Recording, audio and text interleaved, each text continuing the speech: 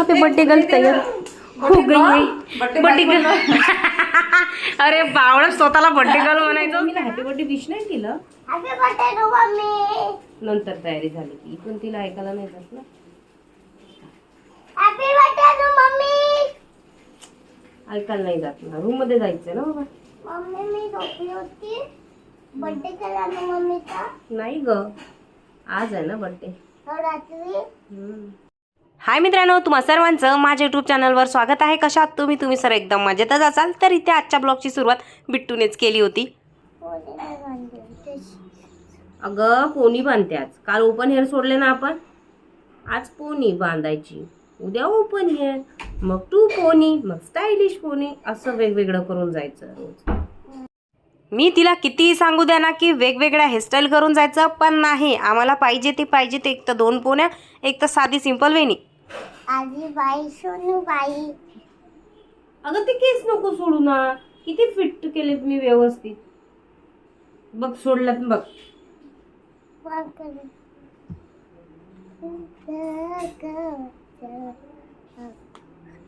बघ आता परत समोर नको केस डोळ्यात जातात ते. छोटे छोटे मी काढते ना छोटे छोटे. जास्तच पाहिजे तुला छोटे छोटे डोळे फोडून घ्यायच्यात काय. अगं इथं जागा उभी राहा.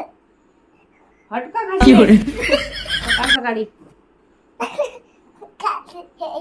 बिट्टूचा टिफिन, बिट्टूची अंघोळ सर्व वेळेवर होते. फक्त असे नाटकं चालू असतात तयारीच्या वेळेस, म्हणून लेट होते. हे इकडे ना मम्मी, इकडे ना, इकडे. Happy birthday to mummy. Happy birthday Bittu. अरे थँक्यू बेटा, थँक्यू माझी सोनू. पाय पड ना मम्मीच्या. हॅपी बर्थडे आहे ना. खूप मोठी हो जीवनामध्ये माझी संधी. डॉक्टर हो नाही म्हटलं ना तू. अरे हो, डॉक्टर तर तू होणारच आहेस. आणि तू डॉक्टर हो, आणि माझं काही दुखलं की मला बरं का है ना. बेटा किती छोटी सुद्धा माझी सोबत छोटी हे करावं लागते. रोज मी तिला बाय केल्याशिवाय आतमध्ये येत नाही. आज माझ्या पायामध्ये त्रास तर होत होता, पण मी एक्सरसाइज करणं सोडलं नाही. म्हटलं असं जर दुखते करत राहिलं तर पाय अजून जास्तच हेवायचा, म्हणून मी आजपासून एक्सरसाइज सुरू केली. एवढा त्रास होत होता ना, खाली बसता येत नव्हतं. त्यानंतर माझा मिल्कशेकसुद्धा तयार केला पटकन थंडा. मिल्कशेक पिल्यानंतर मी लगेचच चहा ठेवला होता सासूनांसाठी. आणि इथे ना मगाशी माझे मिस्टर, सासरे आणि भाऊजी यांच्यासाठी इथे चपात्या वगैरे केल्या होत्या. तर चहा घेत होती तर तो पसारा मी तसाच ठेवला होता. म्हटलं पहिला आपण चहा वगैरे पिऊया, त्यानंतर उचलूया. मग मी हा उचलायला घेतला. जर का हा पसारा उचलला नाही तर त्या किचनमध्ये मला तरी काही सुचणार नाही. बिट्टू स्कूलमध्ये निघून गेल्यानंतर ना जाऊसुद्धा 9 वाजता त्यांच्या ड्युटीला निघून गेल्या. मला असं वाटलं की बा त्यांचा हाफ डे असतो आणि आज त्यांचा बर्थडे आहे तर त्यांना हाफ डे आणि नंतर सुट्टी मिळेल असं मला वाटलं. पण कसलं काय, बर्थडे असून सुद्धा त्यांना सुट्टी मिळाली नाही. काय फायदा या नोकरीचा जर बर्थडेच्याच दिवशी तुम्हाला सुट्टी मिळत नसेल तर. असो, इथे मी आता मस्त कुकरला मुगाची डाळ लावली आणि आता त्या मुगाच्या डाळीलाच इथे तडका देत आहे. आमच्या इथे ना जास्त तर तुरीचं वरण खाल्लं जात नाही, आम्ही मुगाचंच वरण खातो. कारण त्या तुरीच्या डाळीने जरा जास्तच ॲसिडिटी वगैरे होते. मुगाचं वरण खायला पण टेस्टी लागतं, त्यासोबतच पचायला पण खूप हलकं असतं. तो तडका सोडून आता ही पागलपंथी काय सुरू केली असा तुम्हाला प्रश्न पडला असेल तर खरं ना, झोपेतून उठली तेव्हापासून माझं जरा मूड खराबच होतं. माझं मूड थोडंसं चांगलं व्हावं त्यासाठी मी मस्त गाणे लावून डान्स करत होती. मी कितीही दुखी असले, कितीही काही असलं, आजारी जरी असली तरी मला ना गाणे आणि डान्स करून खूप छान वाटतं. म्हणून मी ते तडका द्यायचं सोडून पहिला डान्स करून घेतला आणि माझं मूड जरा फ्रेश केलं. शायद ऐसे बोलते बोलते तेल जरा ज़्यादा ही गर्म हो गया था और उसमें से ऐसे एक उड़ के मिर्ची का छिलका मेरे मुंह पे आ गया था. तर अशी फोडणी देताना जरा थोडंसं लांबच राहायचं जेणेकरून आपल्या चेहऱ्यावर असं उडणार नाही. तू साला भोळा दिखता है लेकिन है एकदम होशियार हो लुच्चा. जोपर्यंत मी माझ्या वरणाला असा तडका देत नाही ना तोपर्यंत मला तरी वाटते की जोरदार तडक्याचं वरण झालंच नाही. तडका दिल्यानंतर ते असं खवखवलं पाहिजे, सर्व घरामध्ये ठसका झाला पाहिजे, म्हणजे वाटलं पाहिजे ना आपण तडका दिलाय म्हणून, बरोबर की नाही. आमच्या घरामध्ये भाज्यांची काही लिमिटच नसते बरं का. सकाळपासून उठलं ना तर दुपारी 2 वाजेपर्यंत हे किचन कंटिन्यू चालूच असतं भाज्यांसाठी बरं का. ही भाजी झाली की ती भाजी, ती झाली की ही भाजी. आता तडका तर दिला आणि सकाळी मी फ्लावर आणि बटाट्यांची सुद्धा भाजी बनवली होती. यानंतर मी शेपूची भाजी बनवली. आता इथेच थांबलं नाही तर थोड्या वेळानंतर मी दुपारी टोमॅटोची सुद्धा चटणी बनवली होती. आणि जे सकाळी मुलांच्या 2 भाज्या केल्या ना त्या वेगळ्याच. अगं आज तुझा बर्थडे आहे ना, मग छान ड्रेस साडी असं काही घालायचं. हे काय गाऊन घालून बसलीस तू? गाऊनवर सेलिब्रेट करायचं असतं. गाऊनवाली बाई झाली तू, गाऊनवाली बाई. मी गाऊनवरच हे करणार आहे. मस्त छान असं कपडे घालायचे. हे ते काय गाऊनवाले बाबाच झाली तू. म्हणजे ड्युटी करून येऊ पण साडी नेसू इथं आणि साडी पण आहे, असं पण चांगला ड्रेस. म्हणजे कामं करायसाठी चांगला ड्रेस घालायचा असतो का? मग असं चांगलं दिसलं पाहिजे ना. ड्युटी करून येऊन घरी स्वयंपाक करण्यासाठी चांगला ड्रेस घालू. तू तर गाऊनच घालून बसली. ऐसा लग भी नहीं रहा है तेरा बर्थडे है. असं फील आनी चाहिए ना, आज मेरा बर्थडे है. बायांच्या नशिबात असतं का तसं? ये असते मग आणायचं असते ते स्वतः. मग असं हे तयारी करून मला तर नाही पटलं. हे असतं मी केलं असतं बरं मस्त.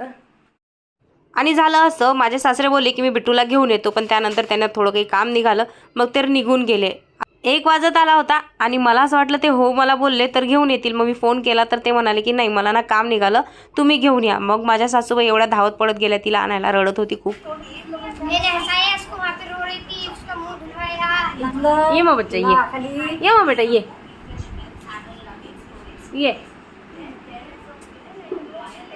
मग बेटा ये मग बेटा ये मग बेटा ये.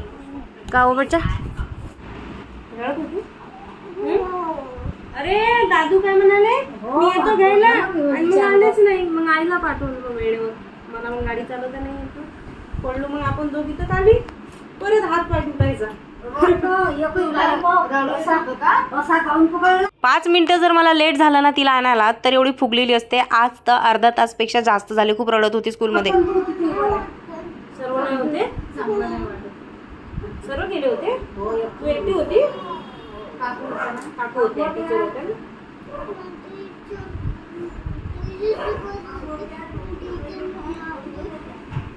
खूप रडत होती घरी आल्यानंतर, पण जशी मी दिसली तर मग मी खूप वेळ तिला जवळ घेऊन होती. नंतर आम्ही दोघींनी जेवण केलं. त्यानंतर हे भरलेले टॉय तिने खाली फेकून दिले. माझं जेवणच चालू होतं. बिट्टू थोडीशी पुढे आली आणि तिथे कॅन ठेवलेली होती. थोडासा धक्का तिचा लागला आणि कॅन खाली पडली. बरं झालं तिच्या साईडला पडली नाही, नाहीतर तिच्या अंगावरच पडली असती. हातपाय तोडून घेतला असता. म्हणजे पिण्याची जी कॅन आहे पाण्याची ती पूर्ण सांडवली तिने. नुसतं तिथे पाणी झालं होतं. मग माझ्या सासूबाईने खराट्याने ते साफ करून घेतलं. सोपा नाही, बरं झालं ते तिकडे पडला. तुझ्याकडे पडला असता, तुझ्या अंगावर पडला असता. कुठे हो ग लागलं, पकड.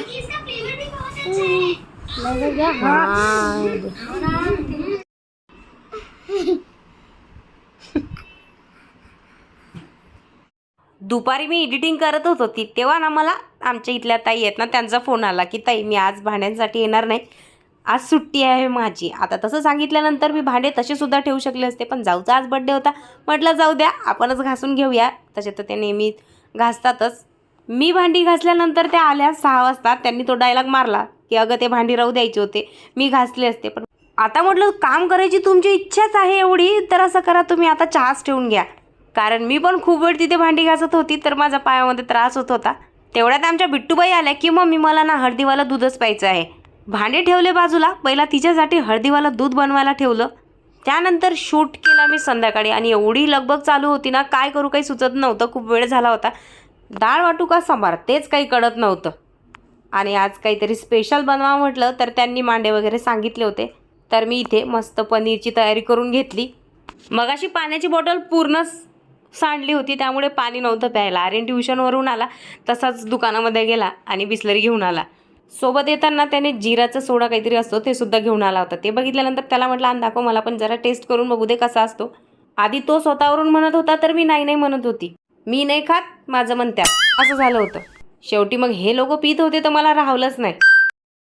तर इथे मी पटापटा मसाल्याची तयारी करत होते. आता ना मला बिट्टूचं होमवर्कसुद्धा घ्यायचं होतं. मग मी काय केलं ना मसाला वगैरे भाजून घेतला. तो थंड होत आहे तोपर्यंत म्हटलं चला बिट्टूचं होमवर्क आपण घेऊया. तो एकटी स्टडी करणार आहे एवढं राहिलेलं, कारण माझी भाजी राहिली. तूच तर म्हणाली ना मी करणार आहे म्हणून. हां अभिस्य पलटी. हां चल हे इरेजर चुकलं तर इरेज करायचं आणि रीड करून लिहायचं मला आला पाहिजे. मला असं वाटलं होतं की मी भाजी बनवायला गेली ना तर ही अजिबातच कंप्लीट करणार नाही, पण तिने तिचं पूर्ण होमवर्क कंप्लीट केलं आणि ते सुद्धा रीड करून. घ से घर, घ से घडी. हा किती बाकी आहे ना?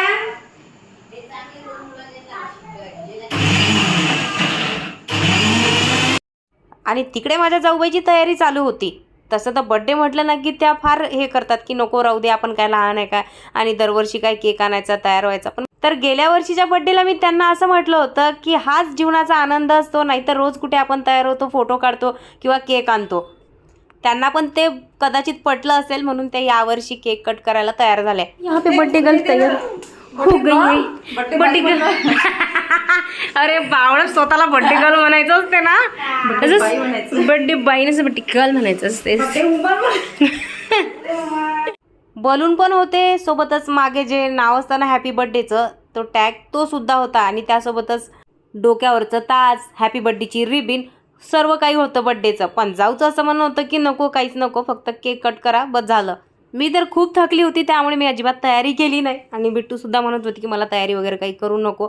सर्व इथे फॅमिली होती आमची, इथे फक्त माझे मिस्टर नव्हते, ते गेले होते मांडे आणायला. बऱ्याच वेळ त्यांची वाट बघितली, ते आले नाही, तर मग आम्ही केक कट करून घेतला. To you happy birthday to you, happy birthday dear Meenu, happy birthday to you.